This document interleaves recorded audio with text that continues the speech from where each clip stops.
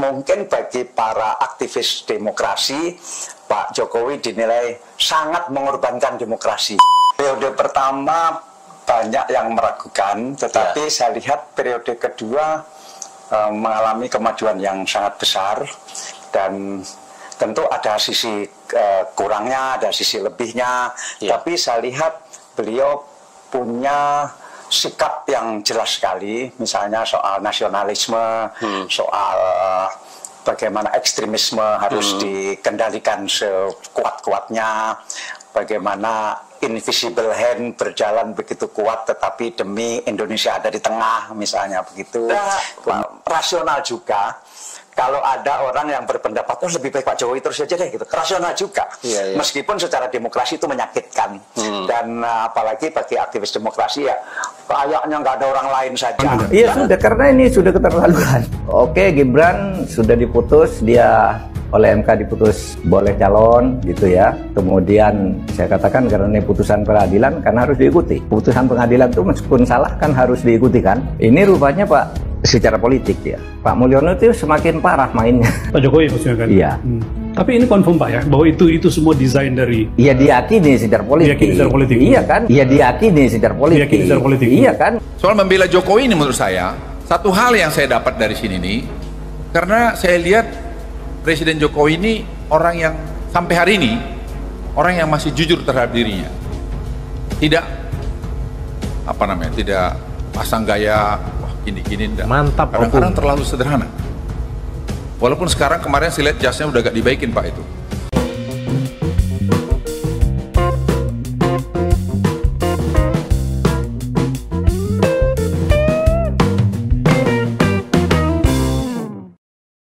Assalamualaikum warahmatullahi wabarakatuh. Shalom, Om Swastiastu, Namo Buddhaya, salam kebajikan, salam sejahtera bagi kita semua. Rahayu Rahayu. Kembali lagi dengan saya di sini Leonardo Sirait di channel yang sangat luar biasa ini teman-teman ya. Ini banyak sekali kata teman-teman bilang Sirait Media itu banyak intelnya gitu ya, komentar-komentarnya. Dan A1 dibilang enggak teman-teman, kita bawa mengikuti arus aja. Kita melihat sosok Pak Jokowinya gitu. Jadi akhir-akhir ini kan sebentar lagi mau habis purna jabatan Pak Jokowi. Kita harus memberikan apresiasi. Saya berpikir apa yang bisa kita bagikan gitu, sebagai kita juga konten kreator, kita akan mengangkat semuanya tentang Pak Jokowi. Walaupun banyak sekali yang nggak suka, walaupun banyak sekali yang memfitnah, membenci Pak Jokowi di akhir-akhir masa jabatannya, tapi yang jelas kita terus menyala abangku gitu ya. Kita tetap menjadi terang di satu titik itu teman-teman. Jangan sempat redup. Kita terus harus menyuarakan bahwa Pak Jokowi ini harus terus kita apresiasi. Karena apa? Karena dia sudah bekerja keras melayani rakyat Indonesia dari hampir 10 tahun ini. Oke teman-teman ya. Di situ teman-teman, kali ini kita akan membahas tentang Pak Dahlan Iskandar ya. Pokoknya beliau membongkar fakta yang sangat menarik selama 10 tahun kepemimpinan beliau gitu ya. 5 tahun terakhir semasa kepemimpinan Pak Jokowi ya. Terus untuk Prof Mahfud dan Bung Rocky atau siapapun itu, tolong coba deh dengarkan cerita dari Pak Dahlan Iskandar ini.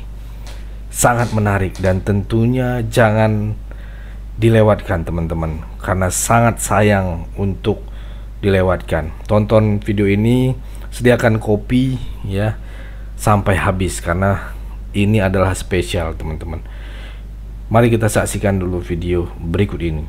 Periode pertama banyak yang meragukan, tetapi saya lihat periode kedua mengalami kemajuan yang sangat besar, dan tentu ada sisi kurangnya, ada sisi lebihnya, tapi saya lihat beliau punya sikap yang jelas sekali, misalnya soal nasionalisme, soal bagaimana ekstremisme harus dikendalikan sekuat-kuatnya, bagaimana invisible hand berjalan begitu kuat tetapi demi Indonesia ada di tengah, misalnya begitu.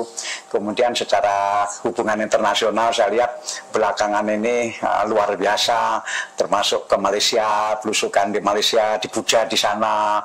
Kemudian juga kebetulan kereta cepat jadi yang harusnya 4 tahun yang lalu, tapi terlambat begitu panjang, tapi akhirnya jadi.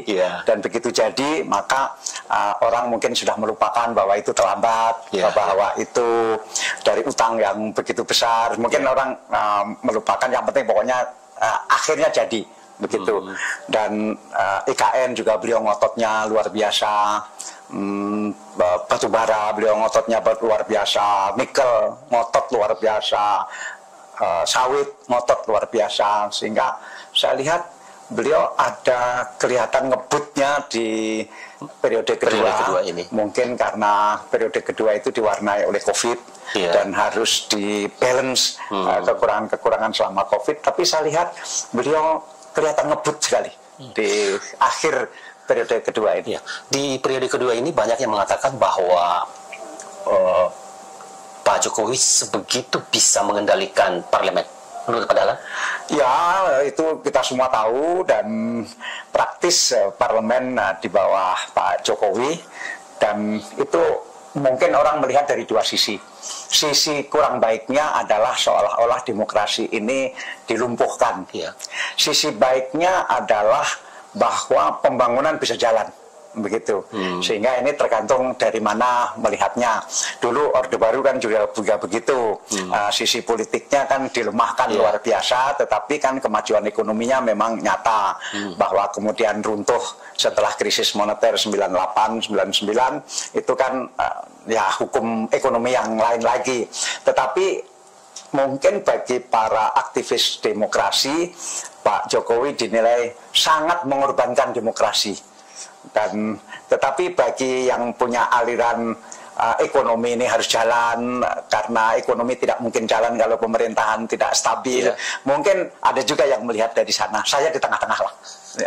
Presiden Jokowi sebentar lagi selesai setahun lebih. Kira-kira menurut Pak Dahlan, setelah Pak Jokowi ini, masalah-masalah besar apa yang dihadapi bangsa yang besar ini? Saya pertanyaan penting, dan saya melihat ambisi orang-orang untuk menjadi pengganti beliau luar biasa, tetapi apakah mereka yang sangat bersemangat untuk menjadi pengganti Pak Jokowi ini melihat juga tantangan ke depan? Karena begini, harus kita akui, selama 4 tahun, 5 tahun terakhir ini, itu Tuhan seperti memihak Pak Jokowi luar biasa, memihak Indonesia lah, begitu. Maksud saya begini, belum pernah 5 tahun berturut-turut tidak ada kemarau panjang. Ini kan campur tangan Tuhan. Pak Jokowi kan nggak bisa membuat supaya hujan terus, begitu. Tidak bisa mengatur seperti parlemen begitu. Ini luar biasa. Nah, apakah 5 tahun ke depan di masa kepemimpinan presiden berikutnya Tuhan masih seperti ini, begitu, bahwa tidak ada kemarau panjang? Dampaknya apa? Tidak ada kemarau panjang selama 5 tahun berturut-turut.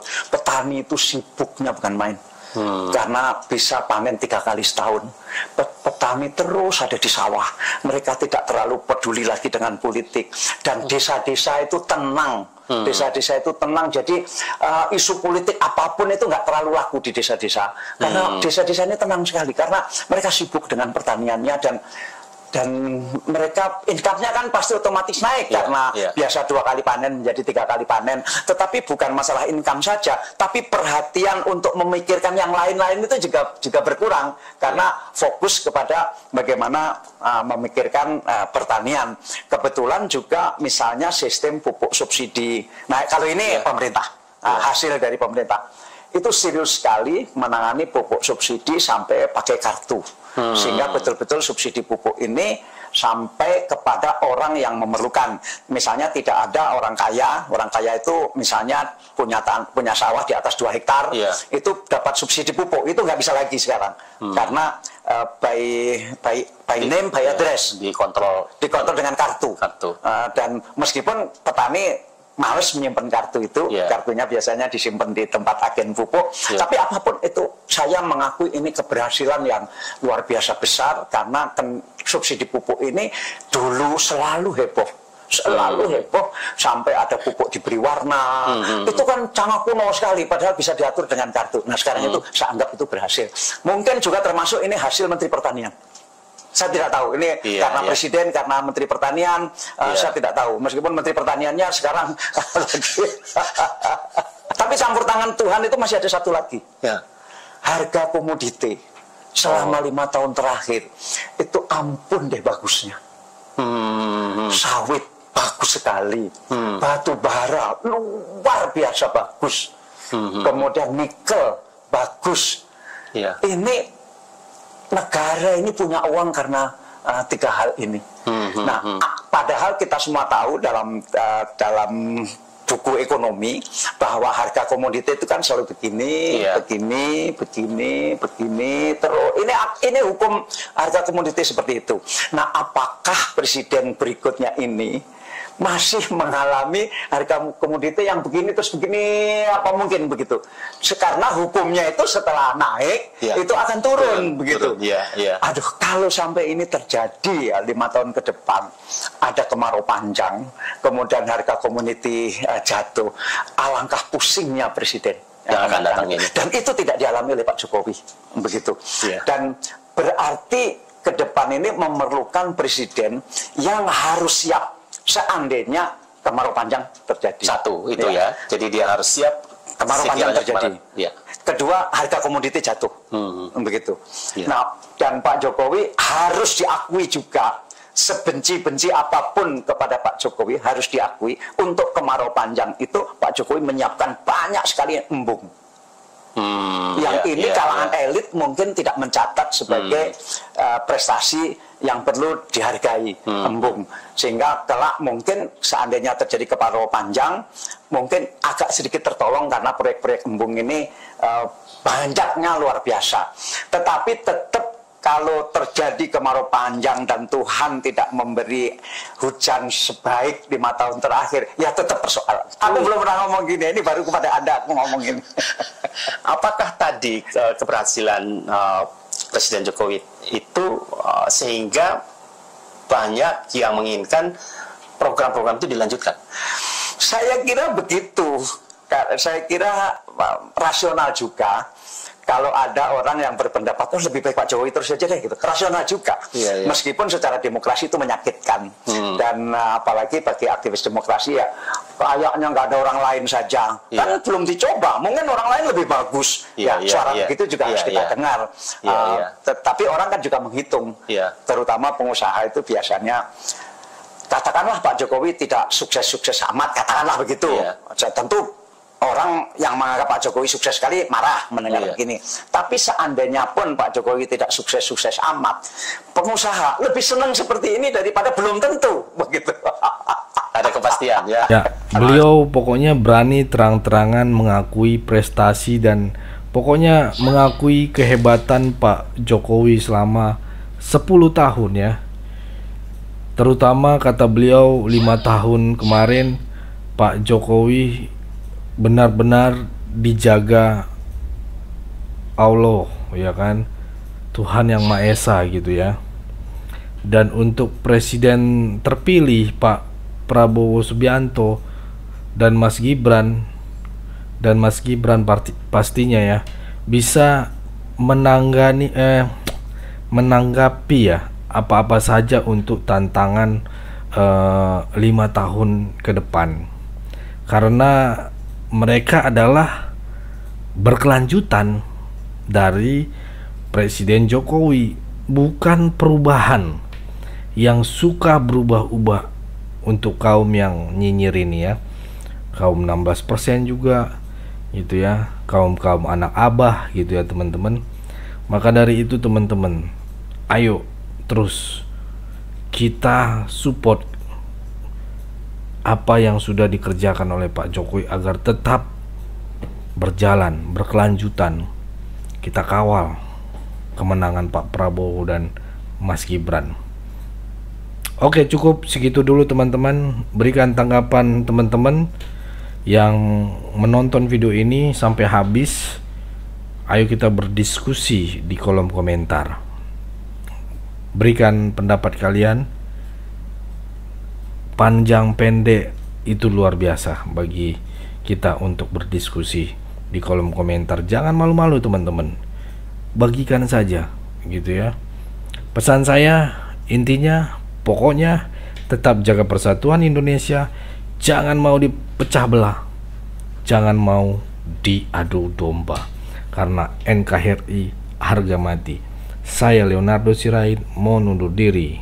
Jangan lupa klik tombol bertulisan subscribe dan bagikan video ini ke grup-grup WhatsApp dan juga Facebook semuanya teman-teman, biar terus orang-orang yang kaum 16% dan 24% ini kepanasan ketika ngelihat ini ya.